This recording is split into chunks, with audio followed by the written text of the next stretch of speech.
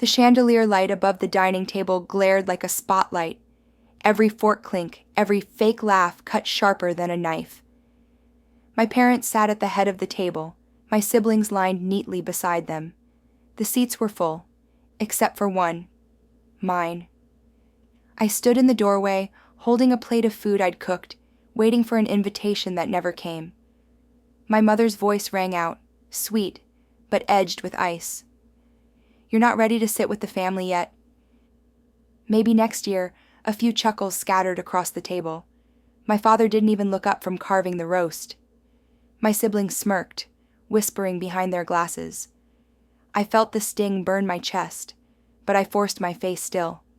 They thought this humiliation was power. But here's what they didn't know.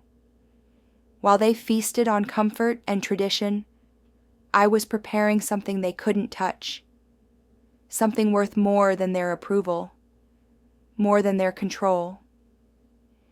And in just a few months, I would walk onto a stage, sign a $1.5 million deal in front of hundreds of witnesses, and watch their smug smiles vanish forever. Growing up in that house was like living in a play where the script had already been written, and I was never given a leading role. My siblings were the stars. Every achievement they made, no matter how small, was celebrated with parades of applause. A decent grade, a sports trophy, even a polite thank you to a neighbor. It all became proof of their greatness. And me? My victories slipped through cracks before anyone could notice. I was the quiet one, the dreamer, the child told to stay in the background until I was ready. Ready for what? No one ever explained. My parents liked order. The house ran on routines, dinners at 6 sharp, church on Sundays, family meetings every Friday night. It looked perfect from the outside, a family portrait polished enough to hang in a hallway. But inside, perfection had a cost. My father controlled the finances and the rules. My mother controlled the emotions, deciding who was favored, who was shamed, and who was ignored. I learned early that silence was safer than asking for fairness. When my brother took money from my piggy bank, my father laughed it off as sharing. When my sister ruined a sketchbook I'd spent weeks drawing in, my mother said I was being too sensitive. Those little dismissals cut deeper than any open argument. They told me my feelings didn't matter, my efforts didn't matter, I didn't matter. And yet, despite it all, I worked. Hard. I woke up early to tutor kids in the neighborhood for extra cash. I saved coins and small bills in that battered piggy bank they once mocked me for. I studied late into the night, my desk lamp burning long after the rest of the house had gone dark. While my siblings boasted about weekend parties, I drafted business plans in notebooks no one bothered to open. Still, every time I thought maybe, just maybe, I'd proven myself, another blow came. One Friday night stands out more than the rest. We were gathered in the living room for family updates. My brother announced he was thinking about applying to law school. Applause. My sister said she'd been invited to a networking dinner. Applause. When my turn came, I mentioned quietly that I'd been invited to present a project idea at a small local event. Silence. Then my mother tilted her head, smiling that polite, cutting smile. "That's nice," she said, "but maybe don't get your hopes too high. You're not quite ready for that kind of stage." The room chuckled. My siblings looked at me the way people look at a toddler playing dress-up, amused, but not threatened. It was petty, maybe even routine by then, but in that moment I felt something shift. The laughter wasn't just noise, it was a wall, pushing me out, boxing me in. I sat there, my hands gripping the arms of the chair, and I thought, if they won't give me a seat at this table, I'll build a bigger one.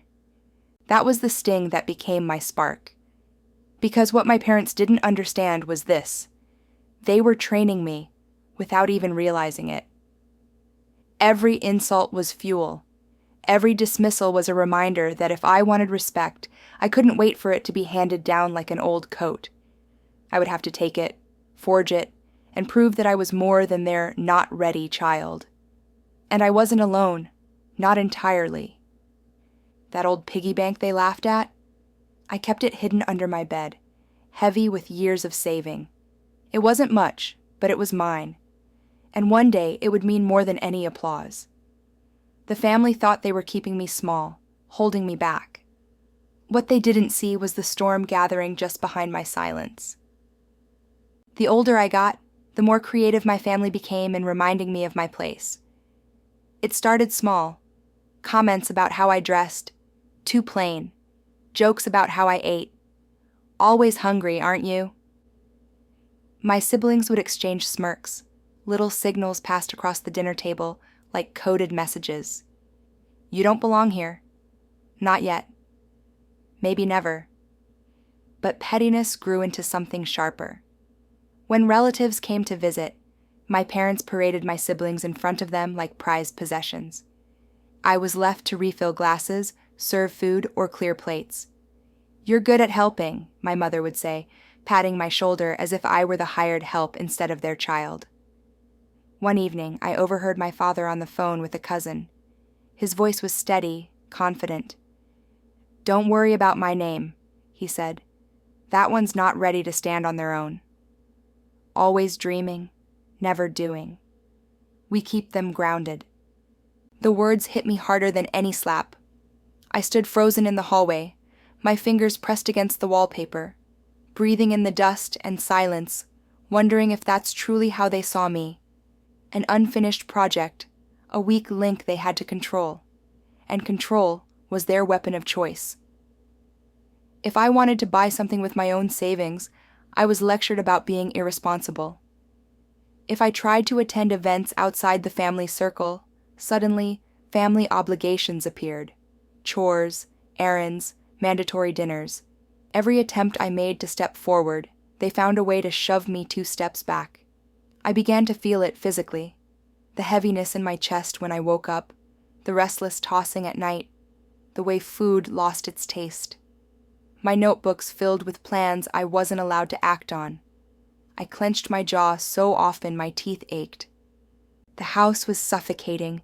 Every room carried echoes of judgment, the scrape of my father's chair when he stood, the sigh of my mother as she rearranged my place settings, the laughter of my siblings spilling down the hall, and yet, cracks in the wall began to show.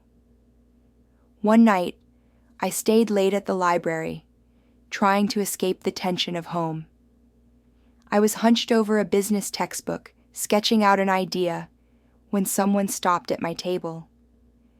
It was an older man I'd seen before, a retired professor who often lingered in the business section. "You've got the face of someone fighting 2 battles," he said softly. I looked up, startled. He nodded at my notes.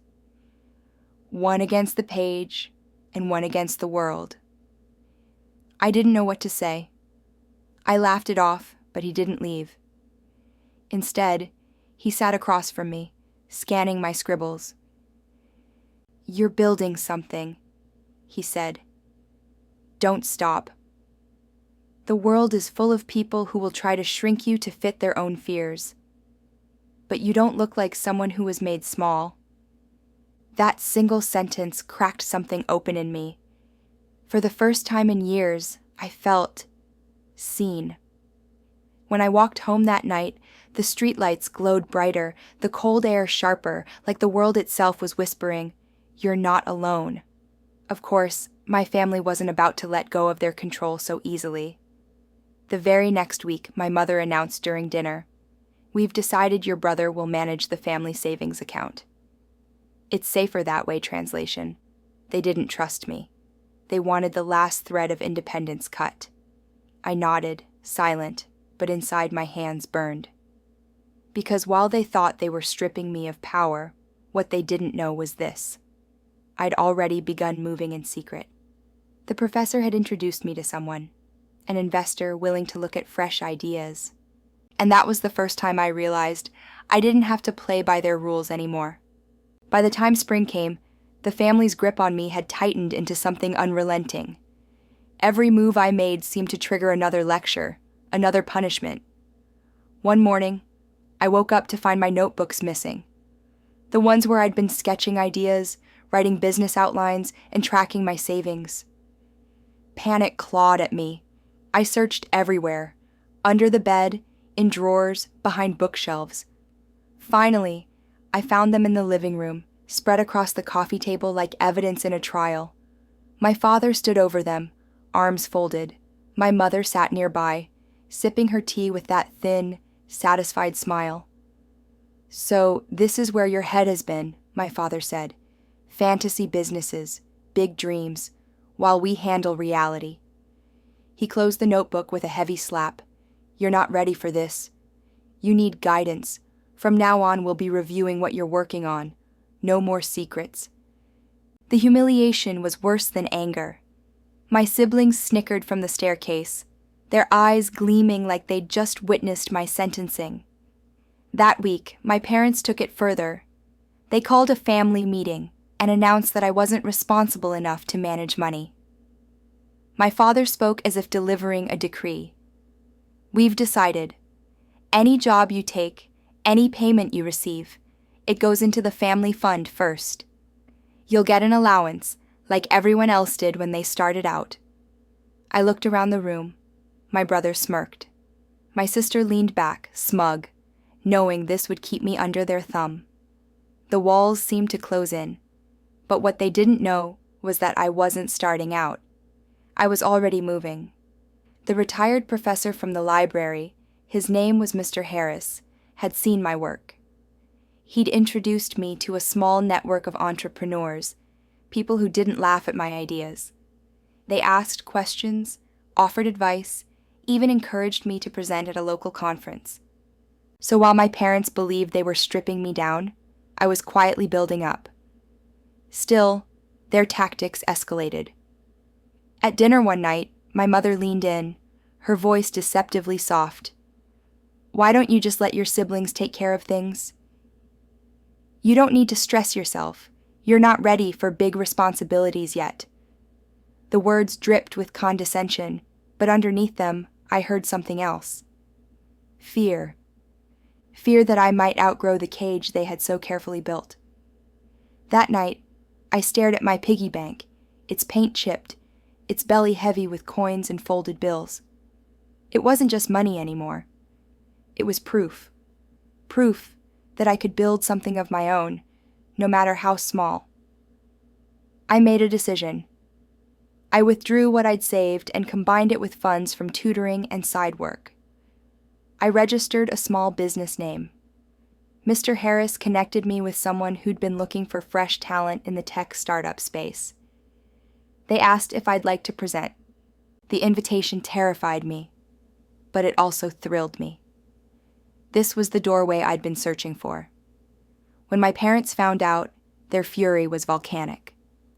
My father slammed his fist against the table. "You think you can defy us? After everything we've done for you?" My mother's face hardened. "You'll embarrass yourself. You'll embarrass this family, and when you fall flat, don't expect us to pick you back up." Her words were meant to break me, but instead they crystallized my resolve. I met her gaze and, for the first time, didn't look away. "I won't need you to." The room went silent. My siblings shifted uncomfortably, unused to me speaking with steel in my voice. Inside, I was shaking, but I knew. The balance of power had shifted. They thought they had cornered me with control, with humiliation, with financial threats.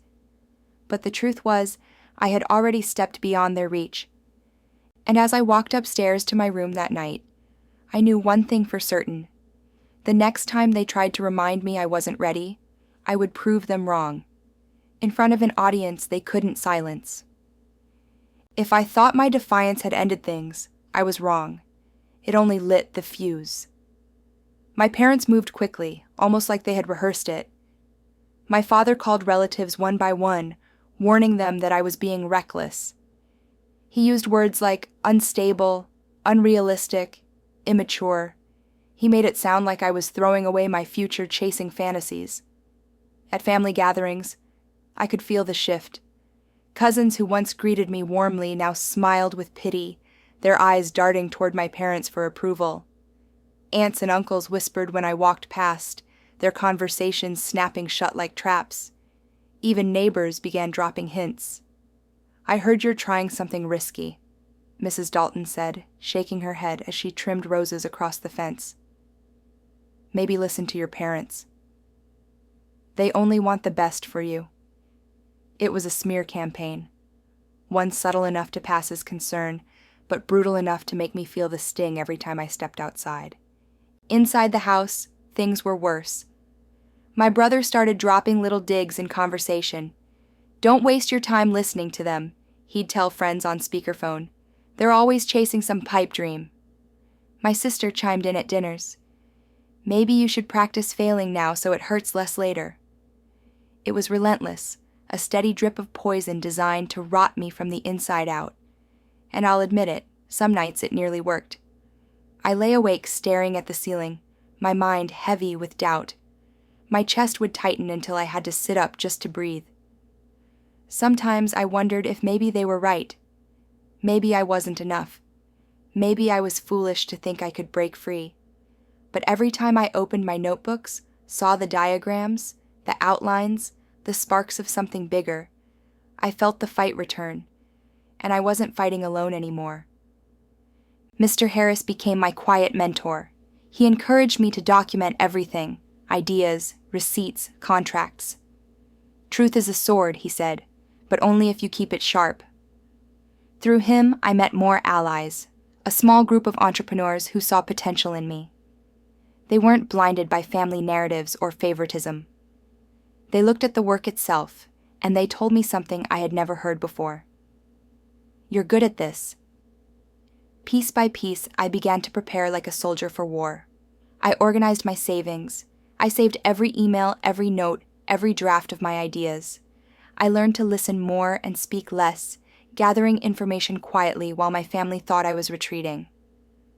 Meanwhile, the piggy bank, the old chipped thing they mocked, took on new meaning. I moved the money into a real account, but I kept the piggy bank on my desk. Every time I looked at it, I remembered. They laughed when I started. They wouldn't be laughing when I finished. But as I grew stronger, my family grew desperate. One evening I came home to find my father waiting in the driveway. His arms were crossed, his expression carved from stone. "We've heard about your little presentation," he said. "End it. Now." When I didn't respond, his voice sharpened. "You'll embarrass this family in front of people who matter. If you go through with this, don't expect to come back under this roof." The words hung in the air like a blade. For years, that threat, being cast out, losing the only home I'd known, would have silenced me. But this time, something inside me refused to bow. I walked past him without a word. My hands were trembling, but my chest felt lighter than it ever had before. Because I realized he was afraid of losing control, afraid of me proving him wrong. And fear makes people reckless. I knew then that the day of reckoning was coming. The lies, the humiliation, the control, they couldn't last forever. The truth was a storm on the horizon, and I was ready to bring it down. The day of reckoning was coming, I whispered to myself that night, staring at the glow of my computer screen. And no one, not even them, can stop it. The night of the presentation felt like walking into another world. The venue was a converted theater downtown, filled with rows of polished seats and a stage framed by heavy velvet curtains. Spotlights swept across the room, painting everything in silver and gold. My heart hammered in my chest as I walked through the doors, clutching my notes, my hands damp with sweat. I wasn't supposed to be here, not according to my parents. But here I was. As the crowd settled, I scanned the audience. Investors, entrepreneurs, community leaders, and then, to my shock, my family. They had come after all. My mother sat stiffly in her chair, lips pressed into a thin line. My father leaned back with arms folded, wearing the smug, expectant face of someone waiting for disaster. My siblings smirked, phones in hand, ready to capture my failure. they thought this would be my breaking point. The announcer called my name. The spotlight followed me as I stepped onto the stage. For a moment, my knees almost gave out. The microphone loomed in front of me like a challenge. The room was silent, hundreds of eyes focused, waiting. I took a deep breath and remembered Mr. Harris's words, "Truth is a sword, keep it sharp." So I began. I spoke about my project, the idea I had nursed in silence, the one they had mocked and tried to bury. I showed the designs, the business plan, the proof of concept. My voice trembled at first, but with each word it grew steadier, stronger, sharper. Slides lit up behind me, charts, prototypes, testimonials from early testers. My notes weren't even necessary anymore. The words poured out of me like they had been waiting years for this moment. And then, the moment that silenced even the most skeptical eyes, the contract. Projected on the screen was a signed agreement, an investor backing my idea for $1.5 million. Gasps rippled through the room, heads turned, pens started scribbling, phones snapped photos. I looked up from the contract directly at my parents. My mother's eyes widened, her carefully constructed calm slipping into shock. My father leaned forward, his smirk gone, his jaw tight. My siblings froze, their phones forgotten in their laps. The silence in the room was electric, thick with disbelief turning into awe. And in that silence, I spoke the words I had carried for years. You told me I wasn't ready, that I didn't belong at the table. Tonight, I signed a deal bigger than this table, bigger than these walls. I don't want apologies. I want change. The audience erupted, applause that felt like thunder rolling through the theater. People stood to their feet, cheering, clapping, some even shouting my name. The sound filled the room, filled me, washed away years of silence and shame. On stage, under the hot lights, I wasn't the forgotten child, the servant at family dinners, the one too small to matter. I was the person who built something no one could take away. And as I stood there, breathing in the roar of applause, I caught sight of my father's trembling hands gripping the armrest, my mother's pale face struggling to maintain composure, my siblings shrinking back in their seats. For the first time in my life, the roles had reversed. They weren't the judges anymore. I was. The applause carried me off the stage like a wave, but when it finally ebbed, the silence that followed was even louder. Investors approached, shaking my hand, asking for meetings. Strangers congratulated me.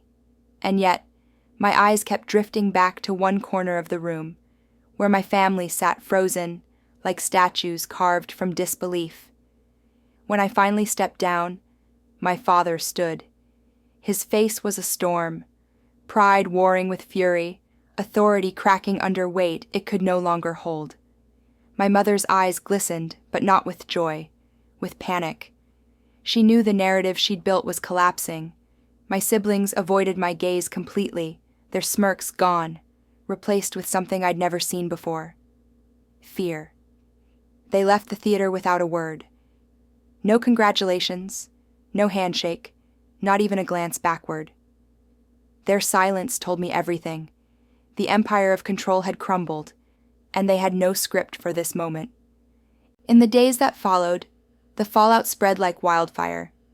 Relatives who once dismissed me called to check in, their voices suddenly warm. Neighbors who had parroted my parents' warnings now spoke of me with respect. The same people who pitied me whispered about how proud they were, to have seen it all along. But I didn't need their approval anymore. I moved out of the house within a month.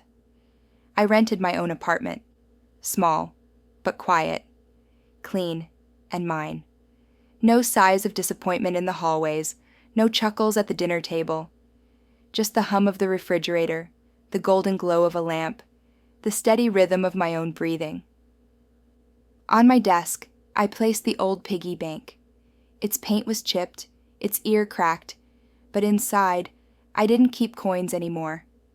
I filled it with $2 bills, symbolic, unusual, overlooked by most, but valuable all the same. Just like me. Meanwhile, my parents' hold on the community began to falter. Their stories about me unraveled once people saw the truth for themselves. My father's lectures about responsibility sounded hollow. My mother's smiles no longer charmed the neighbors. Without control, without the ability to dictate my worth, their power dimmed. And me? I flourished. The $1.5 million deal wasn't just money. It was freedom. I built my business brick by brick, surrounding myself with people who valued truth over control, encouragement over mockery. I found allies who became family, mentors who became friends. Still, there were moments of reflection. Nights when I sat by the window, city lights flickering in the distance, and thought about that empty seat at the family table. For years, I had longed to fill it, to be chosen, to be accepted. But now I understood, I didn't need their table. I had built my own, bigger, stronger, unbreakable. And yet, the story wasn't about revenge. Yes, I'd proven them wrong. Yes, I'd shattered the lies they told about me. But the true victory wasn't in their downfall. It was in my rise. The calm in my chest, where chaos once lived. The strength in my voice, where silence once ruled. The ability to say no, to walk away, to choose peace over pain. The family once told me I wasn't ready, that I couldn't sit with them, that I would always be less. Now I see the truth clearly. I was never less. I was always more. And this life I built, was only the beginning. Maybe you've been there too, sitting at a table where your worth was questioned, where your voice was silenced, where someone decided you weren't ready. Maybe it was family, maybe a boss, maybe even so-called friends. But here's the truth I learned. Worth isn't something they hand you when they feel like it. Worth is something you claim, quietly, steadily, relentlessly, until the world can't ignore it. So let me ask you, have you faced favoritism, betrayal, or the weight of someone else's control? How did you rise above it? Share your story. Because when we speak, when we rise, we remind each other that no cage lasts forever. They thought I wasn't ready. They were wrong. And if you're hearing this now, maybe this is your moment too.